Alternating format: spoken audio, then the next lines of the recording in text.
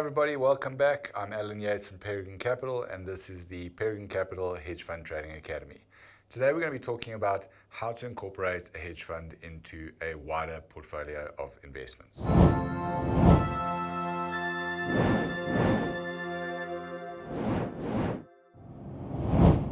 The first thing to say here is obviously it's about determining the investment objective.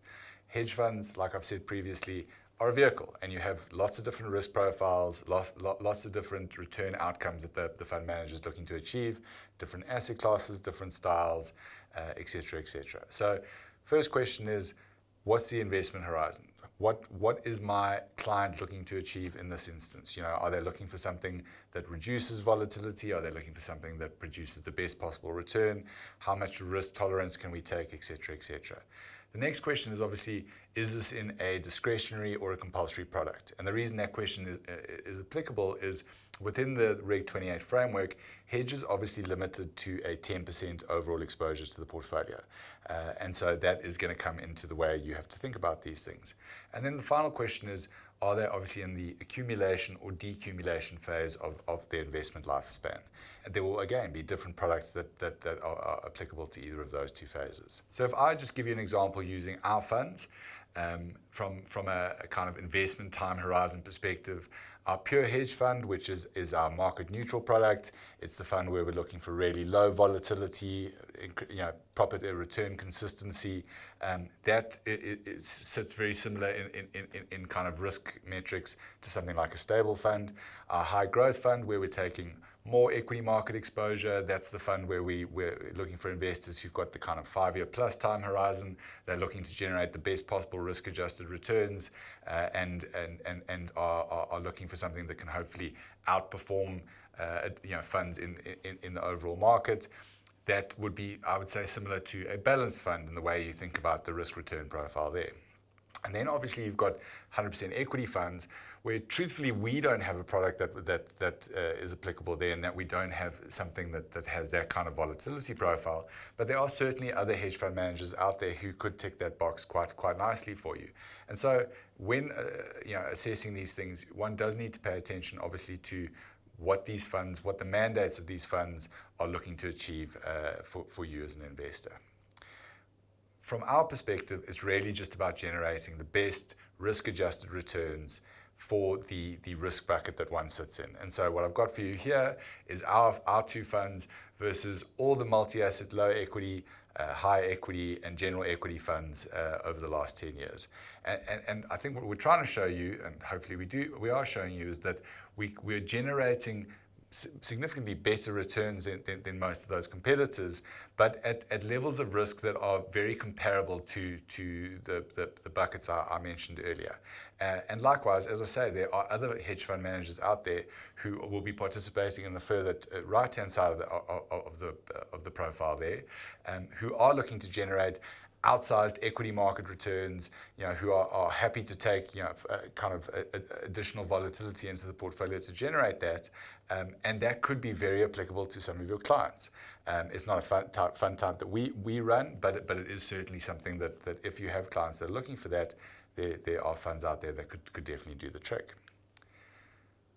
I think for us, it's a case of saying, what will the hedge fund, what will any fund, but in this instance, what does the hedge fund bring to the portfolio that you can't or you don't already have exposure to? And I think that one of the main reasons advisors come to us and allocate a portion of their assets to hedge is for that protection element, for that ability to protect on the downside and to make sure that their investor capital is well protected inside a hedge vehicle if markets do sell off. So what I've got for you here is a chart of the performance of our two funds and the overall market in 2020, which was obviously COVID. And as you can see there, the first 3 months of the year were the 3 months where really a lot of the pain took place. It was where markets sold off aggressively as the world came to terms with what a pandemic what effect the pandemic would have on the global economy. And what the hedge funds did in that first 3 months of the period of the year was they protected the assets really well. And that meant that by the end of the year, if we go to the far right-hand side and you look at the lines on the graph, the market had kind of returned to I think it was 0.6% return for the year, so essentially zero. And both of our funds did really well, kind of up, I think it was sort of 14 and 17 odd percent for the year. And it was that achievement was done by protecting on the downside, not necessarily taking big exposure and outperforming when markets recovered. So that is something that certainly I think investors look for when allocating to our funds, in that it gives them something different, gives them something that has low correlation to the overall market. The next thing that investors are looking for normally is something that has a different return profile. And that comes down to correlation, right? So what I've got for you here is the 5-year correlation of all of those same funds and our two funds to the overall market. And I think what was telling on this chart for me is that most of the options available to you as a fund man, as a financial advisor, are pretty highly correlated to the overall market and therefore quite highly correlated to each other. So introducing something that performs very differently, that gives you a different return profile, is quite difficult. And that's where I think Hedge definitely can add some value, in that you can add these funds. And again, I've got our two funds here, but I think if you look at some of the other hedge fund managers, you would get similar sort of low correlation profiles from them. They add a different return generation stream to the portfolio. And that is super beneficial for investors, particularly when markets aren't performing as well as one would hope they would be. Downside protection, I mentioned it earlier, but it's something that's certainly something that is important to investors in hedge funds often. It's about making sure that we smooth that return profile for your clients, so that when markets do pull back in a heap and fall off a little bit, these funds kick in, they do a good job of protecting the investor capital that's with us. And obviously, I think it's important to say that we want diversification, but diversification when it matters. So you want to make sure that you are getting diversification to the downside, not just the upside. And I think what we've got for you here is a chart of every down month on the JSE since inception of our funds. And what it does show you is that when the market sells off, on average, it's quite a significant sell-off, so sort of 3.3 odd percent. In contrast to that, both our pure hedge fund and high growth fund tend to actually do quite well in those types of periods. So what we're doing there is we are making sure, as I said earlier, we're protecting that downside. We are generating a return that is uncorrelated to the overall market for investors. And that, I think, is really where the value comes in. So let's look to give you an example here. Take a blended portfolio where we look at the 4 largest balanced funds in terms of AUM. We make a portfolio out of that, equally weighted portfolio there. And then on the right-hand side, we've added the Peregrine Capital hedge fund. So we've added 50% or 50-50 allocation between our pure hedge fund and our high growth fund. And what that shows you here, if you look at both these charts, is that when I compare the stable balanced funds, so that's the big 4 stables, that's the line on the left-hand side in black, with the addition of our pure hedge fund, that's the one in yellow, it does produce a better return profile for investors and produces outperformance over that period of time.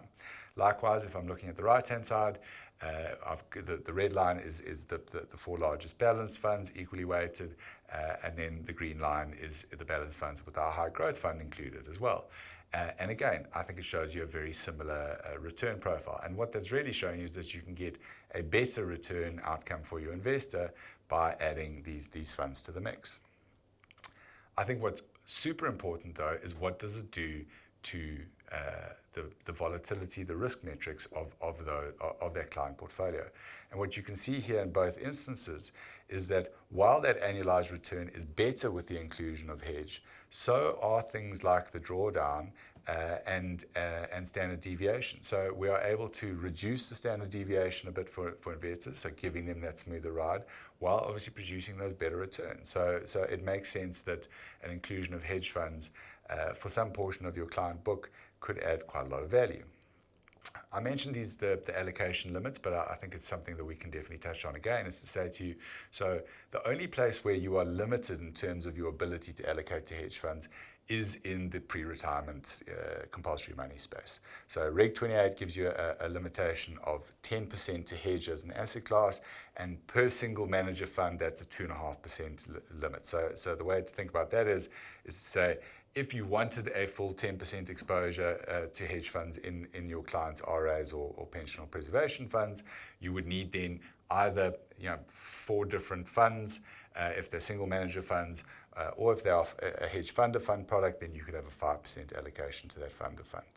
However, in discretionary assets and in living annuity assets, there is no limitation. So you can obviously have significant exposure to hedge if that's something that you feel is going to add value to your clients. Now, I think what is super important for us is that the consistency that a hedge fund can bring to the portfolio gives you a real compounding advantage over time. So what I've got here for you is the performance over the last 10 years of our high growth fund versus the cap Swix. And I think what's pleasing here is obviously R1 million invested into both of those vehicles 10 years ago would have given you quite significantly different outcomes now for your investor. So you can see that the compounding of that higher base, that downside protection, results in quite a significantly better outcome for the investor at the end of the day. Likewise, if we go and we talk about living annuities, and here I'm going to use our pure hedge fund and compare it to the best performing income fund over this 10-year period as well. So now the assumptions we've made here is that we've had a R1 million initial investment. There's essentially a 5,000 Rand monthly income draw, so it's a 6% annualized drawdown with a 6% annual escalation of that drawdown. And again, I think what it's showing you is that you are getting quite a lot of benefit by considering the right hedge fund vehicle for these sorts of investors. And the appeal here is that downside protection limits that sequence risk. So it limits the risk that the client's going to suffer a significant drawdown and then have to draw out of that fund for income purposes. So you kind of get you get the upside as well as the downside protection, which is very valuable to investors in this space. So those are 2 kind of examples of where I think hedge can add a lot of value. What I've got for you on this chart, and it is a little bit complicated, I accept, but really what we've done is we've said, if you took the average balanced return, so really that's a 60-40 allocation to equities and bonds in South Africa. On the far left-hand side, you've got 100% allocation to a balanced fund or to a balanced portfolio. On the right-hand side, we've added hedge incrementally along the way.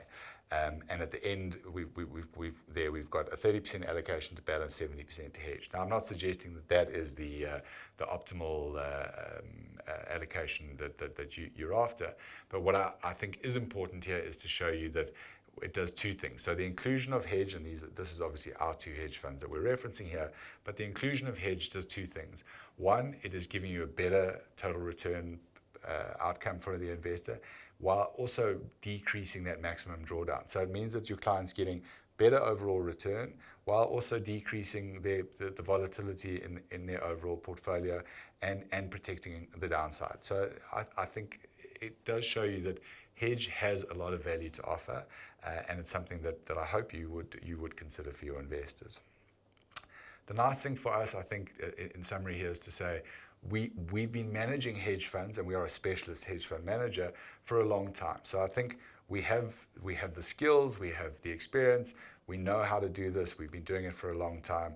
We are a specialist hedge fund manager, and the reason we're a specialist hedge fund manager is because we think hedge funds are the best vehicle to run money in if you know how to use the tools in the toolkit well. And what we're trying to produce is just the best risk-adjusted return for our investors. And you can see over here, I've kind of plotted some of the fun things we've had to deal with along the way. And what I hope it shows you is that we have been through many market cycles. We have quite a lot of experience in difficult and tricky markets, and no doubt there will be similar markets in the future, but I think the hedge fund managers who have this experience, who have the skill set, are going to be able to navigate them well and add significant value to your client portfolios. Thank you very much for your time.